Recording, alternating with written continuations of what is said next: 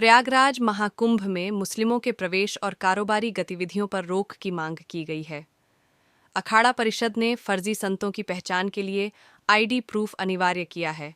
गोहत्या पर पाबंदी और सुरक्षा व्यवस्था पर विशेष ध्यान दिए जाने की अपील भी की गई है। प्रयागराज में होने वाले महाकुंभ में मुसलमानों की एंट्री बैन किए जाने की मांग का दावा किया जा रहा है। बताया जा रहा है कि मुख्यमंत्री योगी आदित्यनाथ के सामने अखाड़ा परिषद ने यह मांग रखी है। परिषद ने कहा है कि संतों के लिए आईडी अनिवार्य की जाए, क्योंकि कई दूसरे समुदाय के लोग संत बनकर महाकुंभ में घूमने लगते हैं। सोशल मीडिया पर एक वीडियो भी वायरल है, जिसमें एक संत मांग कर रहे हैं कि मुसलमानों को कुंभ क्षेत्र में दुकानें लगाने की अनुमति न दी जाए। बता दें कि अखिल भारतीय अखाड़ा परिषद की शनिवार को बैठक में कई प्रस्ताव पारित किए गए।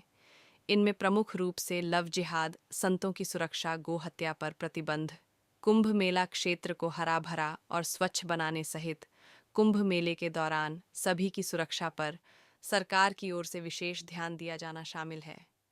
बैठक में यह भी निर्णय लिया गया कि इस बार के कुंभ में शाही और पेशवाई जैसे नाम प्रयोग नहीं किए जाएंगे और आपसी सहमति से इनके स्थान पर प्रयोग किए जाने वाले नए नाम जल्द ही सरकार को दिए जाएंगे। यही नहीं, इन मांगों के न माने जाने पर मेले का बहिष्कार करने का निर्णय लिया गया।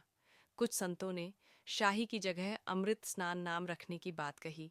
इसका ज्यादातर संतों ने समर्थन किया।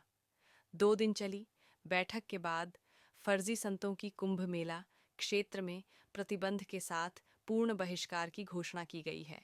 इसके साथ मेले में सुरक्षा के मद्देनजर सभी 13 अखाड़ों के संतों को सरकार की ओर से विशेष सुरक्षा देने की मांग की गई। अखाड़ा परिषद ने सभी अखाड़ों से अपील की कि वे अपने संतों को आई कार्ड उपलब्ध करवाएं, जिससे सभी संतों की पहचान हो सके। मीडिया रिपोर्ट्स के मुताबिक ऐसा कहा जा रहा है कि अखाड़ा परिषद ने महाकुंभ में मुसलमानों के प्रवेश पर रोक लगाने की मांग की है।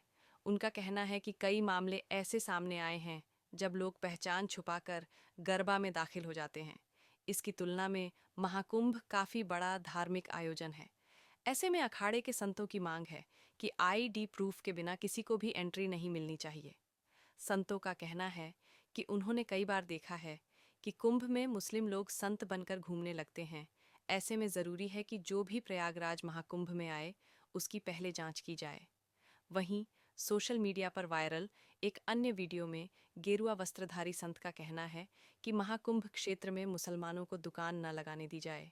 उन्होंने कहा कि इस बार के कुंभ मेले में कोई भी मुसलमान कारीगर कोई भी चीज़ खाने पीने की चीज़ नहीं बना पाएगा और कुंभ का मेला मुसलमान के लिए पूरी तरह से प्रतिबंधित रहेगा। उन्होंने आगे कहा कि थूक देना, मूत देना, तब सामना बेचना, इस पर संतों ने चिंता जाहिर की है।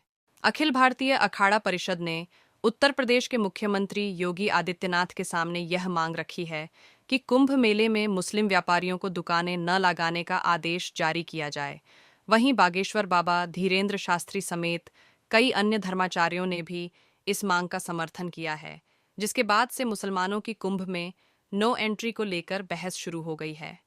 कुंभ मेले का पहला ऐतिहासिक उल्लेख चीनी यात्री ह्वेनसांग के वर्णन में मिलता है। वह 7वीं शताब्दी में भारत आया और 744 ईस्वी में प्रयाग गया। वहां उसने कन्नौज के प्रतापी सम्राट हर्षवर्धन को देखा, जो इस मेले में अपना सब कुछ दान कर देते थे। यहाँ तक कि अपने शरीर पर पहने हुए वस्त्र भी वह दान कर देते थे।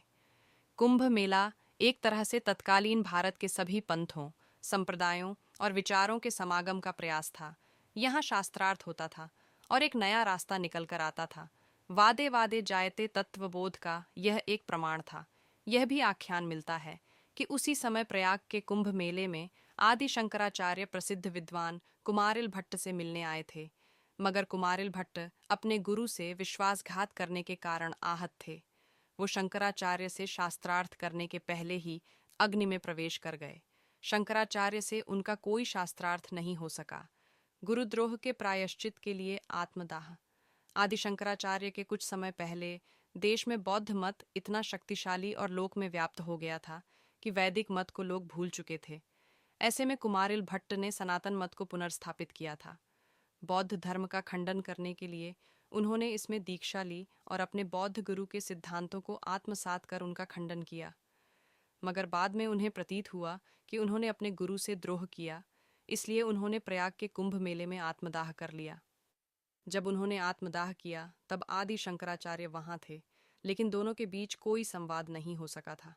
कुमारिल भट्ट ने वेदों को अपौरुषेय घोषित किया, परंतु बौद्ध विद्वान उन्हें सगुण ब्रह्म का प्रतिपादक बताते रहे हैं। वो मंडन मिश्र और भवभूति के गुरु थे। यह भी कहा जाता है कि सम्राट हर्षवर्धन कुमारिल का प्रशंसक था। विरोधी भी आपस में करते थे। शास्त्रार्थ उस समय कुंभ में मेले में किसी को भी परस्पर विरोधी विचार, मंतव्य या पंथ के प्रचार प्रसार पर कोई रोक न थी। अक्सर विजेता विद्वान को पुरस्कार मिलता और वहां आई हुई जनता विजेता के विचारों के साथ चली जाती। किसी को इससे कोई विरोध नहीं होता था। यह समागम होता ही इसलिए रहा है ताकि सारे विचारों का संगम हो सके। तमिल संगमन की तर्ज पर यह हिंदुओं के अनेक संप्रदायों के बीच वाद विवाद का जरिया था। सम्राट हर्षवर्धन स्वयं बौद्ध मतावलंबी था, किंतु वैदिकों का भी वह सम्मान करता था। श्रमण और ब्राह्मण दोनों को परस्पर शास्त्रार्थ करने दिया जाता था।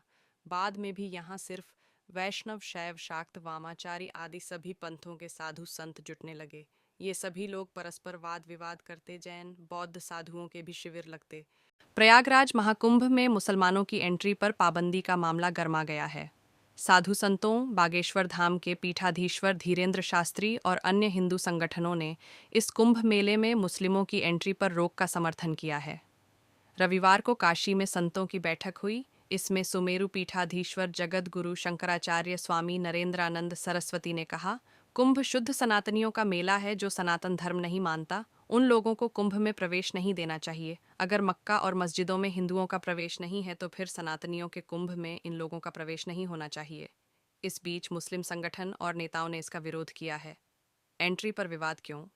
छिद्दा 4 नवंबर को प्रयागराज में भारतीय अखाड़ा परिषद की बैठक हुई।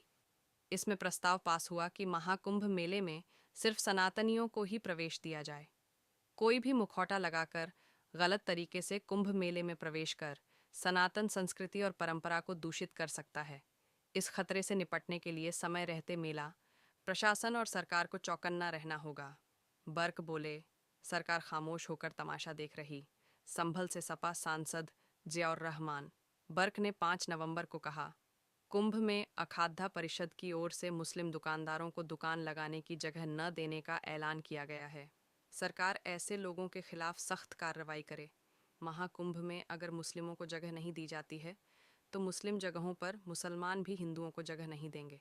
उन्होंने कहा, इस तरह का आदेश देने वालों के खिलाफ कार्रवाई की जानी चाहिए। अफसोस, भारत के अंदर अभी भी ऐसी मानसिकता वाले लोग हैं। वे संविधान का उल्लंघन कर रहे हैं। सरकार खामोश होकर तमाशा देख रही है। इससे साबित होता है कि सरकार इस तरह की चीज़ों को बढ़ावा देना चाहती है। मौलाना मुफ्ती शहाबुद्दीन बोले, ऐसे फैसले नफरत फैलाते हैं।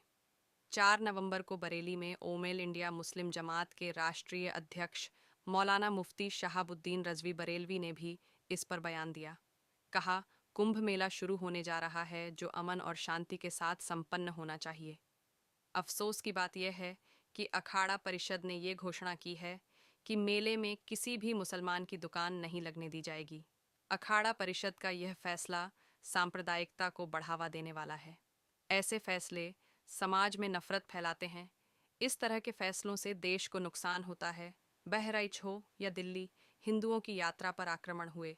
काशी में रविवार को जगत गुरु शंकराचार्य स्वामी नरेंद्रानंद सरस्वती ने संतों के साथ बैठक की। इसमें स्वामी नरेंद्रानंद ने कहा,